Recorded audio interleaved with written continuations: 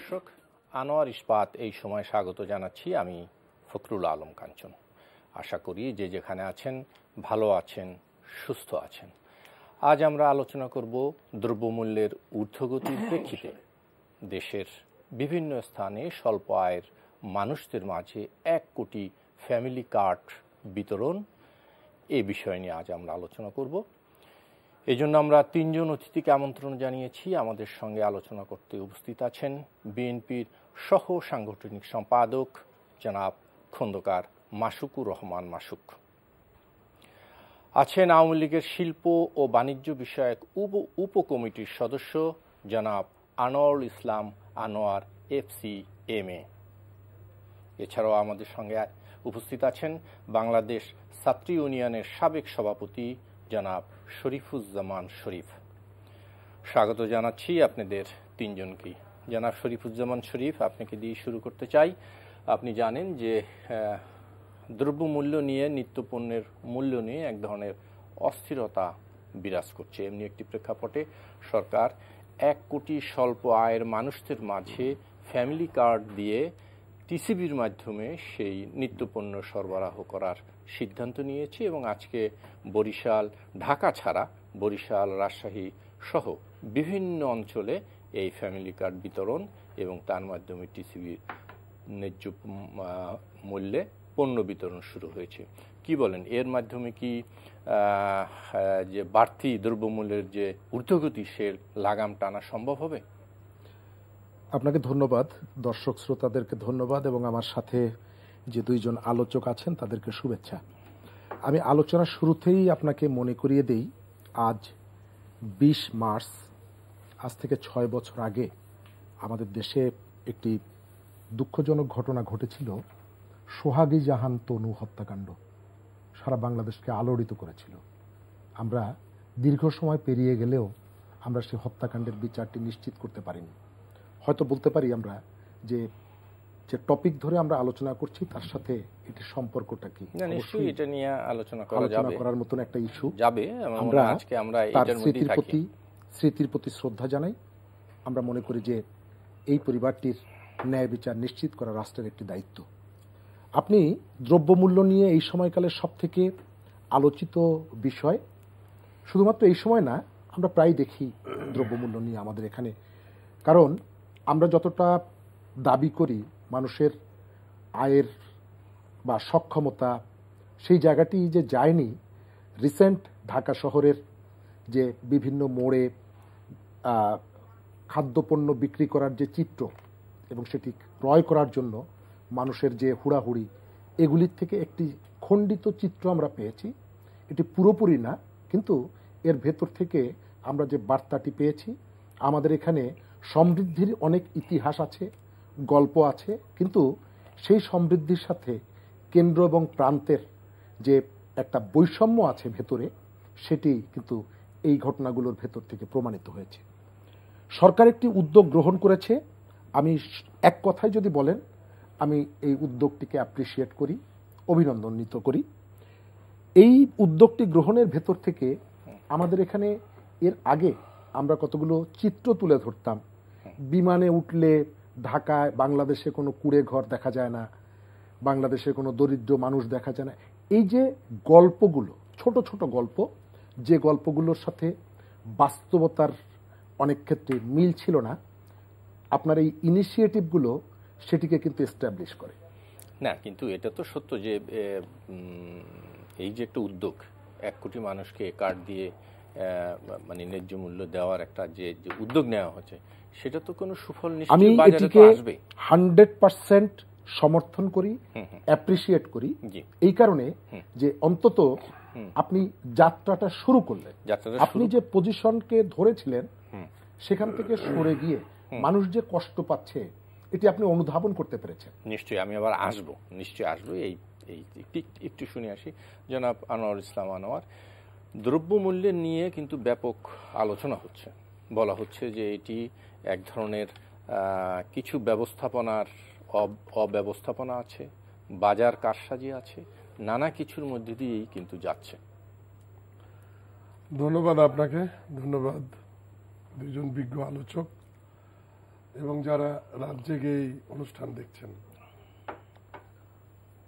আসলে দ্রব্য মূল্য এবং সবকিছু মূল্যের উপরে যে জিনিসটা মানে প্রধানত নির্ভর করে সেটা হলো একটা ডিমান্ড এবং সাপ্লাই।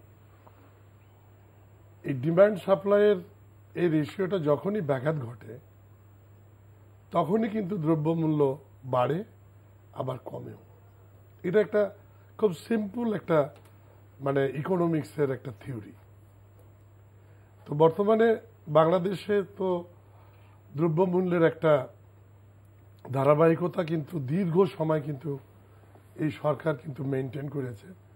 মাঝে মাঝে ওই যে বললাম ডিমান্ড এবং সাপ্লাইয়ের যখন ব্যাঘাত ঘটে তখনই এই জিনিসটা দ্রব্যমূল্যের দামটা যখন বাড়ে। যেমন আপনারা দেখবেন যে হঠাৎ করে কাঁচামরিচ 10 টাকা কেজি থাকতে থাকতে 100 টাকা লাফিয়ে গেছে। না এই যে আপনি যেটা বললেন এই ডিমান্ড এবং সাপ্লাই এর মধ্যে কি কোনো কারসাজি আছে কিনা? না, আমি সেখানেই আসছি। তো হঠাৎ করে আপনি দেখবেন যে কাঁচামরিচের দাম 100 টাকা হয়ে গেছে। তার মানে আপনি এখানে সরকারের কোনো পলিসিকে যে হুট করে আপনি দায়ী করবেন ব্যাপারটা কিন্তু তা না। দেখা গেছে খোঁজ নিয়ে যে মরিচের ক্ষেত পানিতে কোনো কারণে ডুবে গেছে, মরিচ নষ্ট হয়ে গেছে, সেই মরিচ আর পাওয়া যাচ্ছে না বলে হঠাৎ করে তার সাপ্লাইটা কমে যাওয়াতে এবং ডিমান্ড তো ওরকমই আছে, তখন মরিচের দামটা 100 টাকা হয়ে যায়।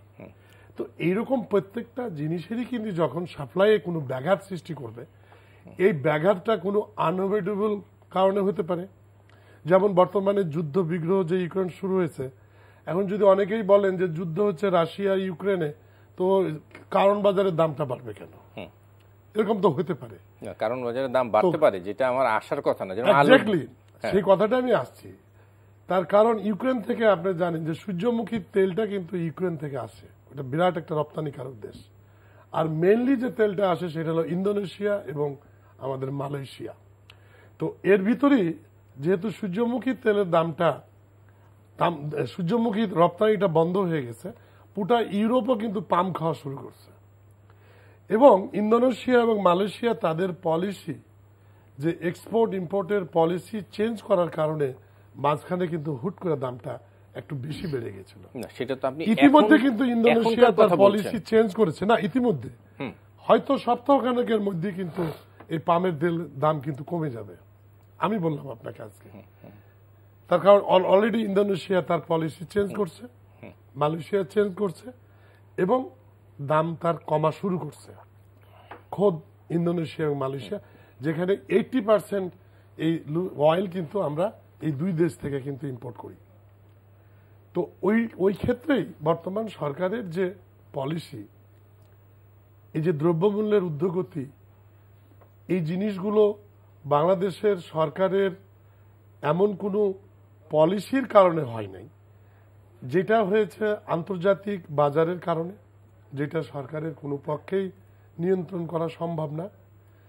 আর যেটুকু সম্ভব, যেমন আপনি যেটা বললেন যে এদেশের কিছু অসাধু ব্যবসায়ী তারা জোটবদ্ধ হয়ে দাম বাড়িয়েছে, এটার জন্য কিন্তু অলরেডি সরকার কিন্তু অ্যাকশন নিয়েছে না, কিন্তু এবং বাণিজ্য মন্ত্রণালয় কিন্তু এবং মনিটরিং সেল থামাই জানাব আনোয়ার, বলা হচ্ছে যে যখন যুদ্ধটা শুরু হলো তখনও তেলের এত ক্রাইসিস শুরু হয় নাই, বা আমাদের জায়গায় রাতারাতি ইম্প্যাক্ট পড়ার কথা না, কিন্তু সাথে সাথে আমরা দেখলাম বাজার ব্যবস্থাপনায় যা ইউক্রেন বা রাশিয়া থেকে যা আমদানি হয় না, সেই সমস্ত পণ্যেরও দাম বেড়েছে।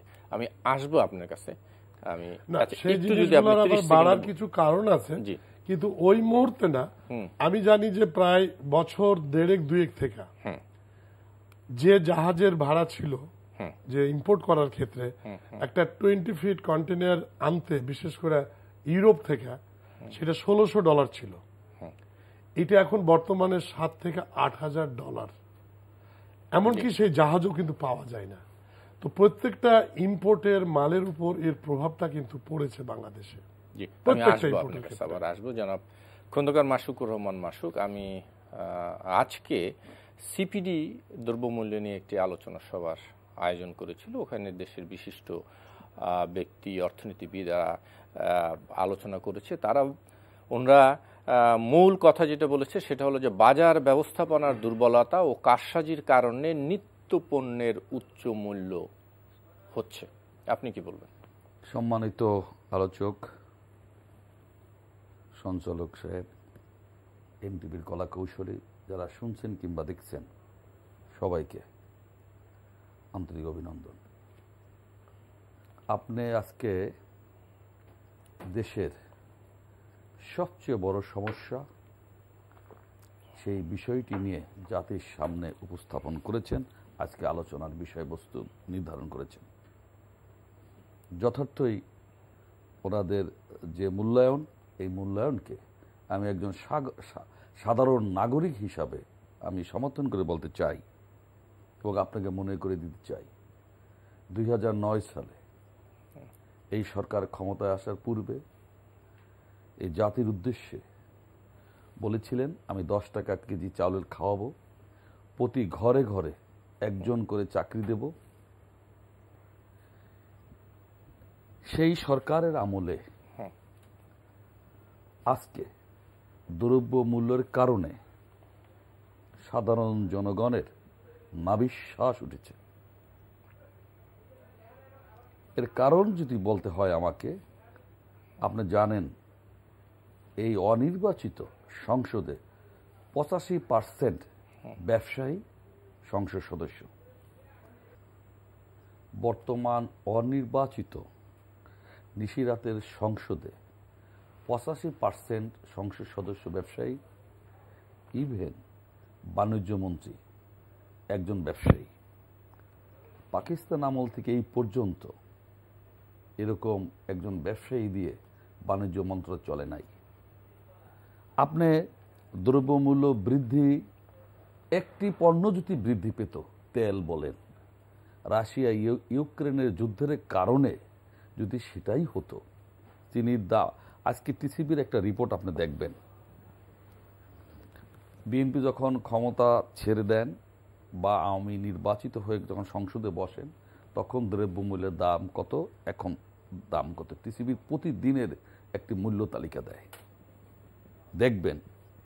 এতে কারা লাভবান হয়েছে? ধরেন 100 টাকার চাল 120 টাকা হলো, 20 টাকা কে পায়? ব্যবসায়ী, মধ্যস্বত্বভোগী।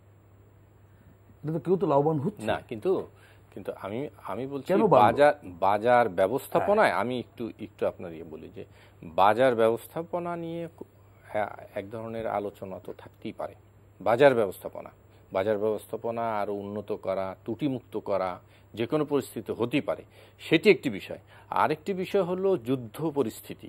সবকিছু মিলে যদি আপনি আলোচনাটা করেন, না, যুদ্ধ পরিস্থিতির কারণে আমি একটি দুইটি পণ্যের দাম আমি হতে পারে। আপনি দেখবেন নিত্য প্রয়োজনীয় জিনিস, আপনি টিসিবির একটা গাড়ি ফেললে আপনি মানুষের যে হুমড়ি খাওয়ার অবস্থা, তাতেই বুঝবেন দ্রব্যমূল্যের দামের কারণে মানুষ কতখানি অসহায়, নাভিশ্বাস উঠেছে। আমি যে কথাটা বলতেছিলাম, আমার কথাটা ফিনিশিং না করলে হবে না। কারণ এই দ্রব্যমূল্য যুদ্ধের কারণে হয়নি। একটা পণ্যের কথা, আমি তেল স্যাক্রিফাইস করলাম, প্রধানমন্ত্রী বলেছেন বা অমুক বলছে একদিন খাবেন না, খেলাম না, তেল ছাড়াই খেলাম। আপনি অন্যান্য দেখেন, প্রতিদিন শাক সবজি, ফল মূল, চিনি, লবণ, হ্যাঁ, প্রতিটা জিনিসের দাম বৃদ্ধি পাচ্ছে কয়েক গুণ। কারণ কি? কারণ এই বর্তমান ব্যবসায়ী সিন্ডিকেট। এই ব্যবসায়ী সিন্ডিকেট কাদের? বর্তমান সরকার, আওয়ামী লীগের। আপনার শিক্ষামন্ত্রী বলেন জামাত বিএনপি, চিটাগাং গিয়ে বলেন জামাত বিএনপি সিন্ডিকেটের কারণে। ধরেন আপনি জামাত বিএনপি সিন্ডিকেটের কারণে, কারা এই মধ্যস্বত্বভোগী, কাদের কারণে দ্রব্যমূল্য বৃদ্ধি পেয়েছে? বাণিজ্য মন্ত্রী বলেন আমার করণীয় কিছু নেই, বাণিজ্য মন্ত্রণালয়ের দায়িত্ব নাই, বাণিজ্য মন্ত্রীর দায়িত্ব নাই। যারা আপনি এই করোনার কারণে 10 লক্ষ শ্রমিক বেকার, গার্মেন্টস শ্রমিক বেকার, আপনার কর্মহীন হয়ে পড়েছেন মানুষ, তারা কি করে বাঁচবেন? তাদের কর্মসংস্থানের ব্যবস্থা করতে পারেন নাই। আপনি কি উন্নয়ন করেছেন? উন্নয়নের বুলি দিয়ে গণতন্ত্রকে ধ্বংস করে আপনি ক্ষমতায় থাকবেন। কি উন্নয়ন হয়েছে? আপনি ঢাকার শহরে জ্যামজাট, পলিউশন, আপনার নিত্য প্রয়োজনীয় সবচেয়ে মানুষের চাহিদা, খাবার নাই, ভাত নাই, আপনি আফগানিস্তানে কিডনি বিক্রি করে দিচ্ছেন। জি, আমরা আসবো। আমার মনে হয় আমরা সেই অবস্থা থেকে অনেক দূরে আছি। জনাব আনোয়ার ইসলাম আনোয়ার, আপনার কাছে একটু যাই। যে কথাটা খন্দকার মাসুক বলছিলেন যে সিন্ডিকেট, ব্যবসায়ী সিন্ডিকেট, এবং তারা এই মানে ক্ষমতাসীন দলের সাথেই আছে। না, এখন বিএনপি ভাইরা তো আসলে দেশের কোনো উন্নয়নও দেখে না, আবার তাদের আসলে রাজনীতি বলেন বা বাংলাদেশের অর্থনৈতিক সামাজিক সবকিছু যে দেখের যে অ্যানালাইসিসটা, সেটাও কিন্তু কোনো বাস্তবতার সাথে কিন্তু কোনো মিল নাই, যেটা আমাদের বাংলাদেশের মানুষের জন্য এটা দুর্ভাগ্য। তার কারণ যখন একটা সরকারি দল একটা বিরোধী দল থাকবে, যখন বিরোধী দলটা সরকারি দলের সত্যিকারের সমালোচনা করবে এবং সত্যিকারের প্রবলেমগুলো তুলে ধরবে, তখন কিন্তু দেশ কিন্তু আলটিমেটলি উন্নতির দিকে যায়, যেটা আনফরচুনেটলি বাংলাদেশ না। কিন্তু ব্যবসায়ী কারসাজি তো বলা হচ্ছে, যে ব্যবসায়ী কারসাজি কথাটা বলা হচ্ছে, সেটা হতে পারে, আমি অস্বীকার করছি না, কিন্তু এর এগেনস্টে সরকারের যে ধরনের অ্যাকশন নেওয়ার কথা already hour government has taken, সেটা কিন্তু নিয়েছে।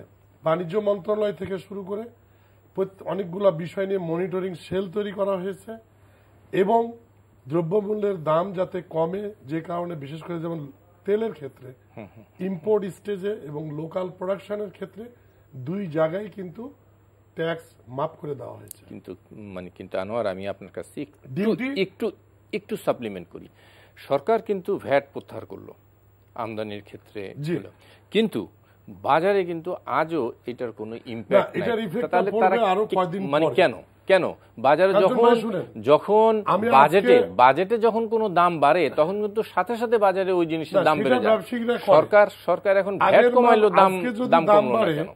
কিন্তু আমার স্টকে আছে গত দিনের মাল, কিন্তু আজকে আমি বিক্রি করব আজকে দরে, তখন আমি বলবো না যে আমার কেনা তো কম দামে আছে। এই জিনিস, এই এত অনেস্ট লোক বাংলাদেশে নাই, পৃথিবীর অন্য কোথাও আছে কিনা আমি তাও জানি না। তো আপনি যেটা বলছেন যে প্রাইসটা ডিউটিটা যে কমানো হলো, আজকে যদি আমি এলসি করি, তো আমার আশেপাশের দেশ থেকে যদি আসে তা 15 দিন লাগবে মালটা ছাড়াতে, আর একটু যদি আরো দূরে যাই তাহলে প্রায় 1-1.5 মাস। তো 1-1.5 মাস পরে কিন্তু ঠিক এই কাজটা উল্টা হতো, যদি রিভার্স হতো, গভর্নমেন্ট যদি ভ্যাট ট্যাক্স যদি বাড়িয়ে দিতেন, তাহলে বাজারে কি বলতো যে কালকে থেকে দাম বাড়াতো, তাই না? তুমি তো মাল এখনো আনোই নাই, তুমি কেন দাম বাড়াচ্ছ? এই ডিসঅনেস্টি তো আমাদের বিজনেসম্যানদের ভিতরে আছে, এটা আমরা অস্বীকার করি না। এখন সরকারের যেটুকু করণীয়, যে মনিটরিং সেল তৈরি করা এবং যারা নিম্ন আয়ের মানুষ, এই যে 1 কোটি ফ্যামিলিকে যে কার্ড দেওয়া হলো, টিসিবির যে ফ্যামিলি কার্ডটা, এটা 1 কোটি না, আসলে এখানে মানুষ বেনিফিট পাবে প্রায় 5 কোটি, একটা পরিবারকে দিবে। এবং এখানে 110 টাকার তেল, 55 টাকা চিনি, আপনার 65 টাকা ডাল, এই জিনিসগুলা তারা 5 কোটি লোক যে ফ্যাসিলিটিস পাবে, এটা সরকার করা উচিত এবং করেছেও। এবং আমি বলবো পারলে আরো বেশি দেওয়ার জন্য, এবং এটাকে সুষম বন্টন করার জন্য জেলা পর্যায়ের জেলা প্রশাসক এবং লোকাল যারা জনপ্রতিনিধি আছে, তাদের মাধ্যমে কিন্তু এটা ডিস্ট্রিবিউট করা হচ্ছে, যেটা খুবই প্রয়োজন ছিল এবং ইফেক্টিভ হবে। আসবো আপনার কাছে জনাব শরীফুজ্জামান। আজকে সিপিডির আলোচনায় বলা হয়েছে যে পৃথিবীর অন্য যে কোনো উন্নত বিশ্বের তুলনায় কয়েকটি পণ্য, আমাদের দেশের কয়েকটি পণ্য বিশ্ব মানের চেয়েও দাম বেশি। বলা হচ্ছে 1 চাল, 2 গরুর মাংস, 3 ভোজ্য তেল, 4 চিনি, 5 গুঁড়ো দুধ, ডিম, যেটি আমাদের দেশে উৎপাদিত হয়, এমন পণ্যরও দাম বিশ্ব বাজারের তুলনায় আমাদের এখানে দাম বেশি। কি বলবেন? ধন্যবাদ। আমি দুজনের আলোচনায় শুনছিলাম। আসলে বাজার, একটা দেশের বেকারত্ব, কর্মসংস্থান, এই যে জায়গাগুলো কোনো ঘটনার পার্শ্ব প্রতিক্রিয়ায় এটি চেঞ্জ হয় না, এটি নির্ধারিত হয় স্টেটের ইকোনমিক পলিসিকে সামনে রেখে। সুতরাং আমাদের এখানে যে স্টেট পলিসিটা আছে, সেই পলিসির অনিবার্য পরিণতি হচ্ছে আজকে যে ঘটনাগুলো হচ্ছে। আমরা শুনছি যে ইউক্রেনের যুদ্ধের কারণে আমাদের এখানে দ্রব্যের দাম বাড়ছে, কিন্তু এটি আমি কোনোভাবেই মানতে রাজি নই। এই কারণে বগুড়ার পটলের ঢাকার বাজারে এসে সে যে স্টার হয়ে যায় দামের ক্ষেত্রে, যে দাম সেখানকার কৃষক পাচ্ছে না, কিন্তু ভোক্তাকে অস্বাভাবিক দামে কিনতে হচ্ছে। তার সাথে কিন্তু কোনোভাবেই ইউক্রেনের যুদ্ধের কোনো সম্পর্ক নেই। আমি আরেকটি তথ্য দেই, গত 10 বছরে আমাদের এখানে বিদ্যুতের দাম বেড়েছে 90%, গ্যাসের দাম বেড়েছে 144%, ডিজেলের দাম বেড়েছে 82%, পানির দাম বেড়েছে 264%। আপনি ঠিক 1 বছর আগে পুরনো ফাইল যদি দেখেন, এখানে পেঁয়াজের দাম যে বেড়েছে, তখন কিন্তু পেঁয়াজ নিয়ে এরকমের ঘটনা ঘটেছে, বিভিন্ন খোলা বাজারে পেঁয়াজ বিতরণ করার যে উদ্যোগ। ইউক্রেনের যুদ্ধ কিন্তু তখন ছিল না। সুতরাং আপনি যদি রিয়েলি ইস্যুটাকে অ্যাড্রেস করতে চান এবং সলভ করতে চান, তাহলে আপনার যে ফ্যাক্ট সেটিকে কিন্তু সত্যভাবেই গ্রহণ করতে হবে এবং সেটিকে ডায়াগনোসিস করে আপনাকে রিয়েল ওয়েটা বের করতে হবে আপনি কিভাবে সলভ করতে চান। আমি গভর্নমেন্টের যে এটি বললেন, এই যে ট্যারিফ কমিয়ে দিয়ে, আমার 3 মাস আগের অভিজ্ঞতাটা আমি বলি। আমাদের এখানে চালের দাম সহনীয় পর্যায়ে রাখার জন্য আমি মনে করিয়ে দেই, আমাদের এখানে মোটা চালের যে দাম, মোটা চাল কিন্তু আমদানি করা হয় না, এটি কিন্তু আমাদের লোকাল প্রোডাক্ট। কিন্তু মোটা চালের দামটি যে বাড়ছে এবং মোটা চালের দাম বাড়ার প্রেক্ষিতে খাদ্যমন্ত্রীকে জিজ্ঞেস করা হয়েছে, তিনি নিজেও কোনো সমাধান দিতে পারেন। সুতরাং সচিব বলেছেন, মন্ত্রীও কিন্তু তার কোনো উত্তর দিতে পারেনি। আবার উদাহরণ আমি আপনাকে দিই, আপনার পলিসিটা হচ্ছে আপনি ব্যবসায়ীকে প্রমোট করছেন। আমাদের এখানে যখন চালের দামটি বাড়লো, আমাদের এখানে কিন্তু একটা পলিটিক্যাল স্লোগান আছে, আমরা খাদ্যে স্বয়ংসম্পূর্ণতা অর্জন করেছি। কিন্তু আপনি এখন নেট সার্চ দিলে পাবেন, পৃথিবীতে যারা সব থেকে বেশি চাল আমদানি করে তার মধ্যে বাংলাদেশের পজিশন হচ্ছে সেকেন্ড, ফার্স্ট হচ্ছে চায়না। আমরা সেকেন্ড পজিশন যারা বাইরের থেকে চাল আমদানি করতে হয়। হয়তো আবার ফুড সিকিউরিটিকে এনশিওর করার জন্য এটি আমাকে করতে হচ্ছে, আবার পলিটিক্যাল হচ্ছে নির্ধারিত কিছু মজুদ করে রাখার জন্য ওই জায়গাটাই মানে ফিউচার আপনার খাদ্য হয়তো কাছাকাছি আমরা এটা করতে হচ্ছে। কিন্তু আপনি ইন্ডিয়ার থেকে চাল আমদানি আমরা করলাম, আমরা ট্যারিফ কমিয়ে দিলাম, কারণ যাতে কম দামে মানুষ চালটা পায়।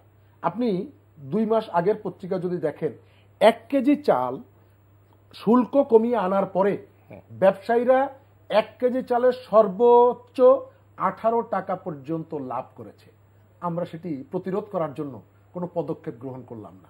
আমার রাষ্ট্র কিন্তু এখানে সাফার করলো, তার যে ট্যাক্সের জায়গাটি সে কিন্তু ছেড়ে দিল। কেন হলো এই কারণে, আপনার প্রথম সমস্যাটা হচ্ছে আপনার ম্যানেজমেন্টের যে ত্রুটি, আপনি ইস্যুটাকে অ্যাড্রেস করতে চাইছেন না। সেকেন্ড হচ্ছে ম্যানেজমেন্টের যে আপনার যে ক্যাপাসিটিটা দরকার, সেটি আপনার ক্যাপাসিটি নেই। আমি সেটি বলবো না, সেটি নেই, আছে, কিন্তু আপনি প্রমোট করছেন ব্যবসায়ীকে। একটু উদাহরণ দেই আপনাকে, ময়মনসিংহ থেকে ঢাকায় আসার জন্য একটা ট্রেন আসতো সকাল 5:30টার সময়। ওই ট্রেনে ময়মনসিংহের লোকজন ঢাকায় এসে অফিস আদালত করতো, 9টার মধ্যে পৌঁছে যেত। হঠাৎ করে দেখা গেল এনা পরিবহন, গভর্নমেন্টের খুব কাছের একজন পরিবহন ব্যবসায়ী, তার একটি গাড়ি চলাচল করছে ময়মনসিংহ থেকে, এবং ট্রেনের সময়সূচি পরিবর্তন করে সেটি সকাল 8:30টায় নেওয়া হলো। ভোরবেলায় বাসে যাতে প্যাসেঞ্জাররা আসতে পারে, রাষ্ট্র তার যে ট্রেন, সেই ট্রেনের শিডিউল পরিবর্তন করে শুধু একজন ব্যবসায়ীকে সুবিধা দেওয়ার জন্য একটা ট্রেনের সূচি পরিবর্তন করেছে। এই তথ্যটি আপনি ব্যাপক আলোচিত, নানাভাবে এটা আলোচিত এবং সমালোচিত হয়েছে। আপনি উদাহরণ আপনাকে দেই, আপনি যদি একটা কাপড় কিনতে যান, 1 গজ কাপড়ের দাম আপনার 50 টাকা, আপনি 1 লিটার তেল কিনতে যাবেন 100 টাকা। আপনি কিনতে গেলে কি বলে যে এটার মিনিমাম রেট হচ্ছে এইটা, তারপরে ½ লিটার তেলের জন্য এটা দিতে হবে? কখনোই বলে না। আপনাকে কোনো দোকানদার বলে না যে 1 গজ কাপড়ের মিনিমাম রেট এইটা, তারপরে আপনি যতটুকু কাপড় কিনবেন সেই অনুযায়ী দাম দিতে হবে। ঢাকায় পরিবহন ভাড়া 1 কিলোমিটার 2 টাকা 35 পয়সা। আপনি 10 গজ যদি একটা বাসে পা ফেলে 10 গজ সামনে গেলে আপনাকে কেন মিনিমাম 10 টাকা দিতে হবে? আপনি আমাকে বলেন। না, এটি আবার ভিন্ন আলোচনা। আলোচনা সেক্টরটা ভিন্ন, কিন্তু এর আলোচনাও আছে পাবলিকের ইন্টারেস্টের থেকে। আপনি ব্যবসায়ীদের ইন্টারেস্টটাকে আমরা যে প্রায়োরিটি দিচ্ছি, আমি জাস্ট দুটো সেক্টরের দুটো উদাহরণ আমি বললাম। আমি মনে করি, মানে দর্শক যাতে ভুল না বোঝে, এই যে 1.5 কোটি মানুষকে খাবার পৌঁছে দেওয়া, এটিকে আমি অ্যাপ্রিসিয়েট করি, কিন্তু আমি মনে করি এটি সমস্যার সমাধান করবে না। আপনার একটা বাজারে প্রতিদিন আগুন লাগছে এবং আপনি প্রতিদিন কি ফায়ার ব্রিগেড দিয়ে সেটি সমাধান করার চেষ্টা করবেন, নিভানোর চেষ্টা করবেন, নাকি কাউন্টার কোন অ্যারেঞ্জমেন্ট আপনি করবেন যাতে আগুনটা না লাগে? খন্দকার মাশরুকুর রহমান, আমরা আলোচনা শুনছিলাম। আপনি ইতিপূর্বের আলোচনায় মোটামুটি সব দায় দায়িত্ব আওয়ামী লীগের ব্যবসায়ীদের উপর চাপিয়েছেন, কিন্তু বিরোধী দল হিসাবে আপনাদের ভূমিকা কি? বলা হচ্ছে যে আপনারা দ্রব্যমূল্য নিয়ে এক ধরনের রাজনীতি করছেন, কার্যকর কোনো ভূমিকা রাখছেন না। আমি এই দ্রব্যমূল্যের উপরে একটি অপ্রাসঙ্গিক ছোট্ট সত্য ঘটনা দিয়ে সমাপ্তি টানতে চাই। দেশ স্বাধীন হওয়ার পর গোপালগঞ্জের প্রভাবশালী হিন্দুরা বলল, আমাদের মুজিব প্রধানমন্ত্রী হয়েছেন, চলো যাই, শত্রু সম্পত্তি, ভেস্টিড প্রপার্টি অথবা এনিমি প্রপার্টি এটা ফেরত চাইতে। আমার মনে হয় এটার সাথে রিলেটেড আমি বলি। জি, উনি বললেন, ডাকো আইন ও বিচার মন্ত্রী ধনরঞ্জন, কি বললাম না, নামটা ভুলে গেছি, ডাকলেন, বললে এদের বাড়ি ফেরত দিতে হবে। কি বলছে জানেন? যে নেতা আপনার এমপি মন্ত্রীদের ম্যাক্সিমামের বাড়ি ছেড়ে দিতে হবে।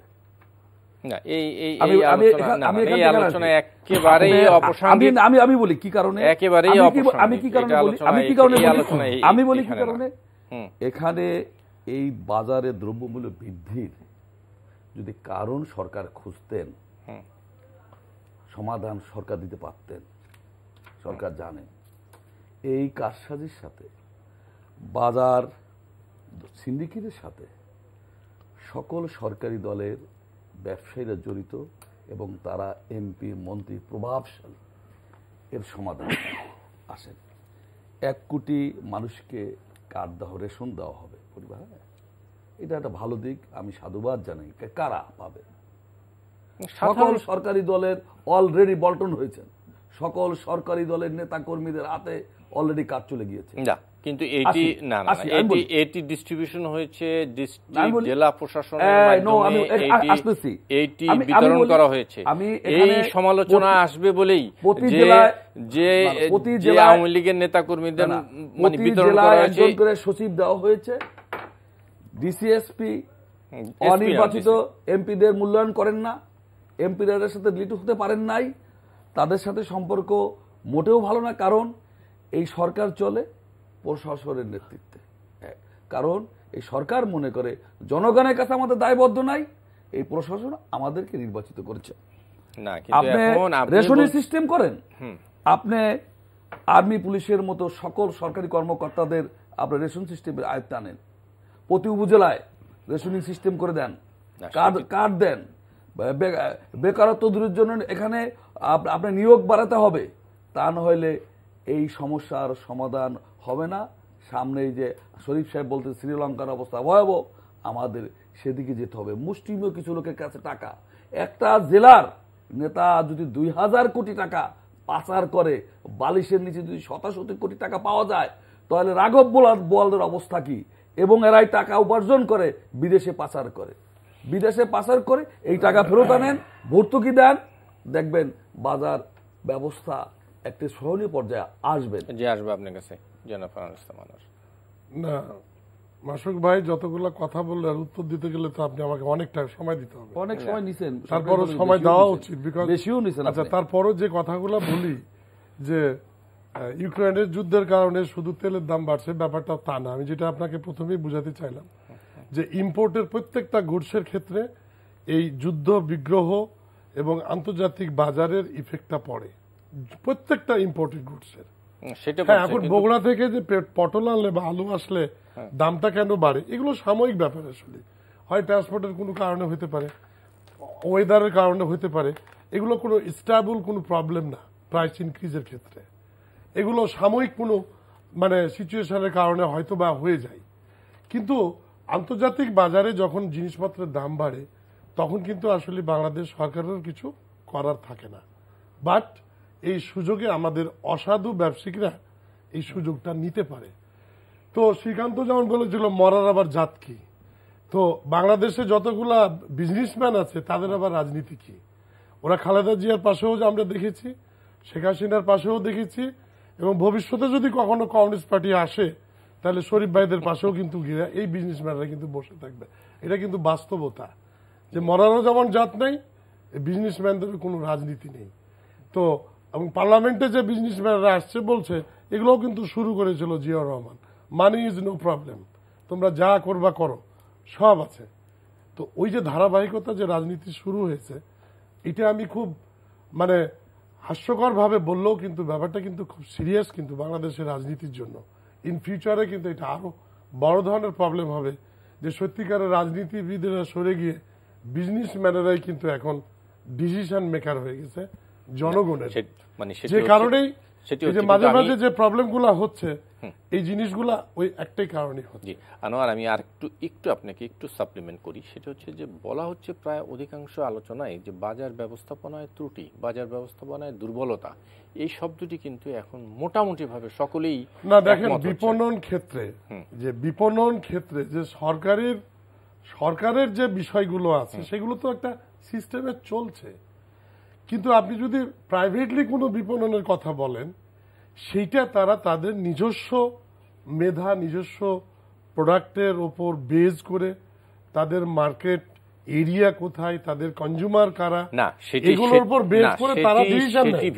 মানে ভিন্ন আলোচনা, সরকারের যে দুটো অভিযোগ মানে বলা হয়, আমি একটু বলি, বিপণনের ক্ষেত্রে সরকার এখানে কি সিদ্ধান্ত নেয় না, বলা হচ্ছে যে সরকার ইচ্ছা করে, যদি আমি একটু খোলাসা করে বলি, বলা হচ্ছে যে সরকার নিয়ন্ত্রণ করতে ব্যর্থ। বিষয়টি এমনটি না, সরকার হয়তো কিছু ব্যবসায়ীদের, কিছু মানে সুবিধাভোগী ব্যবসায়ীদেরকে সুযোগ করে দেওয়ার জন্য এই কাজ করছে। সুযোগ না, সুযোগটা ব্যবসায়িকরা নিয়ে নেয় একটা, সেইটা হলো যে প্রোডাক্টের ডিমান্ড হয়তো অনেক বেশি, তারা অনেক সময় যারা এখানে পাইকারি যারা বিক্রেতা বা ইম্পোর্টার থাকে, তারা যেভাবে অ্যানালাইসিস করে যে আপনার 2 মান্থস বা আপনার 3 মান্থস মানে what will be the position of stock একটা প্রোডাক্টের ক্ষেত্রে, যখন তারা দেখে যে 3 মাস পরে এই প্রোডাক্টটার হয়তো একটা ক্রাইসিস হতে পারে, বা আমরা ইচ্ছা করে এই প্রোডাক্টটাকে এমন ভাবে রাখবো যাতে 3 মাস পরে অনেক ডিমান্ডটা বেড়ে যাবে।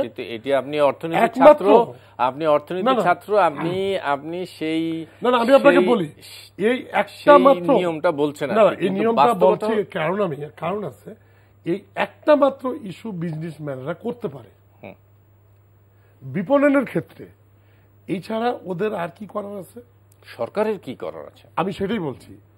যেহেতু এই জিনিসটা একমাত্র তারা করে জনগণকে ভোগান্তি দিতে পারে, জনগণের পকেট কেটে টাকা নিতে পারে, এই একটা কারণে সেই ক্ষেত্রে সরকারের অ্যাকশন নেওয়ার সুযোগ আছে। এবং সরকারের যে মনিটরিং সেলগুলো আছে, সরকারের যে অনেকগুলো মানে রিলেটেড যে ইগুলো আছে, কি বলে যে গভর্নমেন্টের যে মানে কি বলবো এটাকে, বিভিন্ন যে উইংস গুলো আছে যে কাজগুলো করে, তারাকে এখানে অবশ্যই অ্যাক্টিভ হতে হবে। কিন্তু তারা অ্যাক্টিভ হচ্ছে। আমি যদি ছোট্ট একটু কথা বলি, মোহাম্মদপুরে একজনে 500 লিটার বা আমার এই ইয়াতে মানে কম বেশি হতে পারে মজুত করার অভিযোগে তাকে ধরে রিমান্ডে আনলো। On the other hand Chittagong এর একজন বড় তেলের ব্যবসায়ী তার কারখানা পর্যন্ত গিয়ে কিন্তু ফিরে আসলো, ভিতরেও ঢুকতে পারে না। এই জিনিসগুলো করা ঠিক না, এগুলো অবশ্যই আপনাকে প্রত্যেকের জন্য সমান ভাবে নিশ্চয়ই আসবো, আপনার কাছে আবার আসবো। জি জনাব শরীফুজ্জামান শরীফ। আচ্ছা, প্রথমত পৃথিবীর যে কোনো জায়গায় দ্রব্যমূল্য ইত্যাদি ইত্যাদি, এটার গ্লোবাল যেহেতু পৃথিবী অনেকগুলোর সাথে একটার সাথে একটা সামঞ্জস্যপূর্ণ নির্ভর করে, কিন্তু এর দুটো বিষয় আছে, একটা হচ্ছে ইফেক্ট আর একটা হচ্ছে অজুহাত। ইকোনমিক্সে ইফেক্টটা ইম্পর্টেন্ট বিষয়, কিন্তু আমাদের পার্সপেক্টিভে আমরা সেটা ইফেক্ট দেখছি না, আমরা অজুহাত দেখছি। অমুক জায়গায় বৃষ্টি হচ্ছে, বেশ কয়েক বছর আগে চায়নাতে অলিম্পিক গেম চলছিল, আমি মোহাম্মদপুরে রসুন কিনতে গেছি, তো দেখি যে রসুনের দাম বেড়ে গেছে। তো ব্যাপার কি বলছে যে চাইনিজ রসুন, ওইখানে ওই যে অলিম্পিক হচ্ছে তো প্রচুর মানুষ গেছে খাচ্ছে, সেই কারণে এখানে দাম বেড়ে গেছে। আপনি আমাদের এখানে এই যে দামগুলো বাড়ে, এবং আমি বারবার বলি যে শুধুমাত্র ইউক্রেনের কথা বলে আমরা কিন্তু এই সাবজেক্টটাকে আমি বাদ দিয়ে দিতে পারবো না, কারণ ইউক্রেন যুদ্ধের আগেও অস্বাভাবিক এবং অযৌক্তিক কারণে আমার এখানে বিভিন্ন পণ্যের দাম বেড়েছে। এটি নিয়ে আমরা সেকেন্ড জায়গাটা হচ্ছে যে আমাদের এখানে আপনি জানেন যে অমর্ত্য সেনের সে যে বিখ্যাত উক্তি যে খাবার সংকটের কারণে দুর্ভিক্ষ হয় না, সাপ্লাই চেইন যখন আপনি কন্টিনিউ করতে পারেন না তখন প্রবলেমটা হয়। আমাদের এখানে আমরা সবসময় একটা বিষয় খেয়াল রাখি এবং এখানে আলোচনা হলো, আপনার মনে আছে বাংলাদেশের একসময় পত্রিকায় দেখা যেত বিভিন্ন জায়গায় বিআরটিসি সরকারি বাস সেটি কোনো একটা জেলায় ঢুকতে দেওয়া হচ্ছে না, পরিবহন মালিক এবং শ্রমিকরা সেটাকে বাধা দিচ্ছে। অর্থাৎ আমাদের এখানে পাবলিক ইন্টারেস্টের বাইরে এরকমের সংঘবদ্ধ চক্রগুলো তারা কিন্তু তাদের শক্তি দেখিয়েছে বিভিন্ন সময়। রাষ্ট্রের সম্পত্তি বিআরটিসি বাস, সেটি কেন একটা জেলায় ঢুকতে পারবে না? সেখানকার ক্ষমতাসীন দলের নেতা এবং শ্রমিকদের যে সিন্ডিকেট, সেই সিন্ডিকেট সিদ্ধান্ত নিচ্ছে গভর্নমেন্ট তুমি এখানে আসতে পারবে, এখানে আসতে পারবে না। সেই জায়গাগুলোতে যদি সরকার তার যে ক্ষমতাকে প্রয়োগ করত এবং যে বৈধ ক্ষমতা সেটি যদি প্রয়োগ করত, আজকে এই জায়গাটি হতো না। আমি এটি নিয়ে আর লম্বা কথা বলবো না, আমি কনক্লুশনের জায়গাটা আমি বলতে চাই। আমি অ্যাপ্রিসিয়েট করি গভর্নমেন্টের এজেটি, কিন্তু শুধুমাত্র এটি হচ্ছে একটা কসমেটিক ইনিশিয়েটিভ। আপনাকে কাউন্টার বাজার ব্যবস্থাপনা আপনাকে গড়ে তুলতে হবে। আমাদের এখানে অনেক কিছু নিয়ে আমরা কথা বলছি, কিন্তু সেই যে স্বীকৃত রেশনিং সিস্টেম আমরা সেখানে যাচ্ছি না কেন? আপনি ট্রাক সেল ঢাকা শহরের বিভিন্ন ওয়ার্ডে 9টা থেকে 5টা পর্যন্ত, আপনি বলেন তো আমাদের এই অনুষ্ঠানটি যারা শুনছেন এই বিল্ডিং এ অথবা এই অফিসে, আমি তো মনে করি অনেক মানুষের নিড আছে না, কিন্তু এই সীমাবদ্ধতা আছে। প্রায় 1.5 কোটি যদি মানুষ আমরা ধরি, মাত্র 150 ট্রাক পণ্য নিয়ে বের হয়, সেই সীমাবদ্ধতা আছে। আমার শেষ করতে হবে একটু। আমি একবার শেষ জায়গাটা হচ্ছে আপনাকে রেশনিং সিস্টেমের দিকে যেতে হবে এবং যেখানে মানুষ তার প্রয়োজন অনুযায়ী তার ন্যাশনাল আইডি কার্ড আছে সেটি দেখিয়ে তার চাহিদা অনুযায়ী পণ্য সরবরাহ করবে। কসমেটিক উদ্যোগে সমস্যার স্থায়ী সমাধান। জি, খন্দকার মাসুকুর রহমান, আমি শেষ করতে চাই এভাবেই, এই সরকার জনগণের কাছে দায়বদ্ধ নয়, কারণ জনগণের ভোটে নির্বাচিত হয়ে সরকার আসে নাই। আজকে আমি মনে করি সরকারের কাছে এর চেয়ে বড় সমস্যা সামনে আছে বলে আমার কিছু মনে হয় না। এর সমাধানার্থে যারা সরকারি চাকরি করেন তাদের পে স্কেল, মহার্ঘ ভাতা দিতে হবে। না, সরকারি কর্মচারীদের তো অনেক কিছু দিয়েছে এই গভর্নমেন্ট। আমি সাধারণ মানুষের জন্য প্রতি উপজেলায় রেশনিং সিস্টেম করতে হবে, কর্মসংস্থান বৃদ্ধি করতে হবে। এটা কোনো রাজনৈতিক দৃষ্টিকোণ থেকে করা যাবে না, তাহলে এখানে যারা ভুক্তভোগী তারাই সুবিধা পাবে। আপনারা দেখেন করোনার সময় একটা পুরনোদা লোন দিয়েছিলেন, কারা পেয়েছে আপনি দেখেন। সত্যিকার অর্থে যারা ক্ষতিগ্রস্ত তারা পেল না সরকারি দলের সমর্থিত ব্যবসায়ীরা পেল? এইটা বের করলেই বোঝা যাবে। আর সরকার যদি মনে করে এই বাজার ব্যবস্থাকে নিয়ন্ত্রণে এনে মুষ্টিমেয় ব্যবসায় এই সরকারকে পরিচালনা করতেছে ব্যবসায়ীরা আর আমলারা।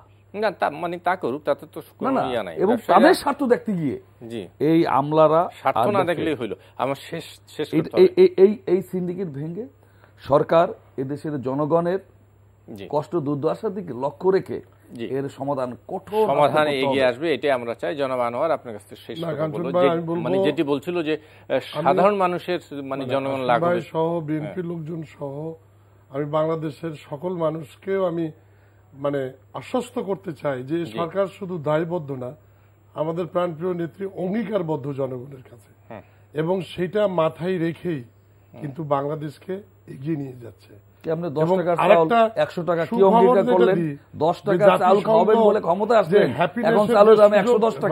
সূচকটা যে ঘোষণা করেছে, এখানে আমরা আরো 7 ধাপ এগিয়েছি। আমরা 99তমতে এসেছি, যেখানে ইন্ডিয়া 136 এবং সাদের পাকিস্তান আশিক ভাইদের হলো 112 এবং আমরা হলাম 99তম। আমি সেটুকুই বলবো যে বাংলাদেশের যে অর্থনৈতিক কাঠামো, যে স্ট্রাকচার অত্যন্ত স্ট্রং। আজকে আমাদের ব্যাংকের রিজার্ভ বলেন, আমার মনে হয় আমাদের কাঠামো বলেন, সবকিছুই এগিয়ে যাচ্ছে ইনশাআল্লাহ। এই সাময়িক দেশের জনগণ রিজার্ভ বোঝে না, রিকশাওয়ালা চালের দাম কমাতে হবে। আমার বাংলাদেশ ব্যাংকে বিলিয়ন বিলিয়ন আমি রিজার্ভ আপনার আছে, সাথে ওটা আমি দেখতে চাই না। চালের দাম কি? আমি আপনার সাথে এখানে একমত। না না, যে আমার আমার ব্যাংকের রিজার্ভ রিজার্ভ যদি আমি চাই একবার এখন যদি আমি না খেয়ে রাতে ঘুমাই, ডালের দাম আর আমার ব্যাংকের রিজার্ভ যদি 50 বিলিয়ন থাকে, রিজার্ভ দিয়ে কি হবে? এটা অ্যাকসেপ্টেবল না।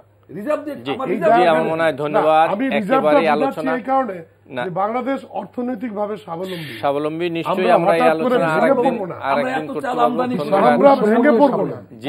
বিরাট বৈষম্যকে নিয়ে স্বাবলম্বী। জি, আমরা একেবারে শেষ করে যাবে। খন্দকার ক্রয় ক্ষমতার মধ্যে আছে, মুষ্টিমেয় কিছু আওয়ামী এমপি মন্ত্রীদের ক্রয় ক্ষমতার মধ্যে আমার মনে হয় শেষের দিকে আলোচনা না আসলে শেষের দিকে করতেছে, আমাদের আলোচনা শেষ করতে হবে। খন্দকার মাশরুকুর রহমান, জনাব শরীফুজ্জামান শরীফ, বাংলাদেশ অর্থনৈতিকভাবে জনাব আনোয়ারুল ইসলাম আনোয়ার, আপনারা কষ্ট স্বীকার করে এই অনুষ্ঠানে এসেছেন। আপনাদের তিনজনকেই অনেক অনেক ধন্যবাদ। দর্শক, আপনাদেরকেও ধন্যবাদ যারা এতক্ষণ আমাদের সঙ্গে ছিলেন। আগামী অনুষ্ঠানে আবার দেখা হবে। শুভ রাত্রি।